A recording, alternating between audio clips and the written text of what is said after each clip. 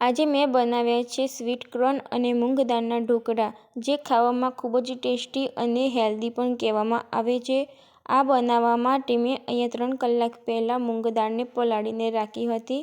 1 cup જેટલી મૂંગ દાળને પલાળી લેવાની છે. તમારે વધારે જરૂર હોય તો તમે વધારે ઉપયોગ કરી શકો છો.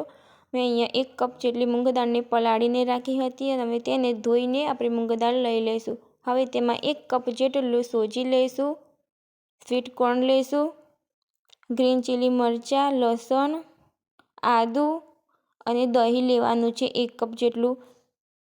આ જ કપથી માપથી આપણે પાણી લઈશું. હવે તેનો આપણે એક પેસ્ટ બનાવી લેવાનો છે.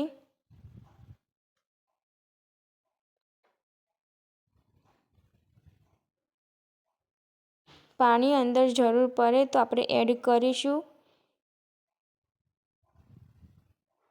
એકદમ આ રીતનો પેસ્ટ બનાવી લેવાનો છે આપણે. આટલું બેટર ઢીલું રાખવાનું છે, વધારે પડતું ઢીલું કરવાનું નથી. હવે આ બેટરને બીજા બાઉલમાં આપણે લઈ લઈશું. હાફ કરી લેવાનું છે આમાંથી અડધું. હવે અડધું બેટરમાં જ આપણે ઉપયોગ કરવાનો છે હાલ. એના પહેલાં મેં અહીંયા પાણી ગરમ થવા માટે મૂકી દેવાનું છે અને તેમાં લીંબુના પીસ જરૂરથી મૂકવાના, જેથી પાણીની અંદર ક્ષાર ના થાય અને ખરાબ પાણી ના થાય. તેલ લગાવીને પ્લેટ પણ ગરમ થવા માટે આપણે મૂકી દઈશું. ત્યાં સુધી મેં અહીંયા એક બાઉલમાં થોડા સ્વીટ કોર્ન લીધા છે. આખા જ લેવાના છે, વાટીને લેવાના નથી. હવે તેમાં જે ખાવાના સોડા આવે છે યા કોઈ પણ ઈનો લઈ શકો છો, તે આપણે મિક્સ લેશું.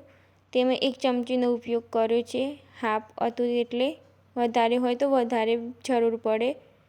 હવે તેને પણ મિક્સ કરી લેશું. ત્યાં સુધી અહીંયા પ્લેટ ગરમ થઈ ગયું હોય તો આપણે તે બેટર આપણે લઈ લઈશું. સારી રીતે તેને પણ આપણે ફેલાવી લઈશું. હવે તેને 10 થી 20 મિનિટ સુધી આપણે ઢાંકીને મૂકી દઈશું. તમે લાસ્ટમાં ઉપર કોઈ પણ મરચું યા કોઈ પણ તમે ઉપયોગ કરી શકો છો. હવે આપણે 20 મિનિટ પછી ચેક કરી લઈશું. એકદમ સરસ થઈ ગયા છે અને કાચા પણ નથી રહ્યા.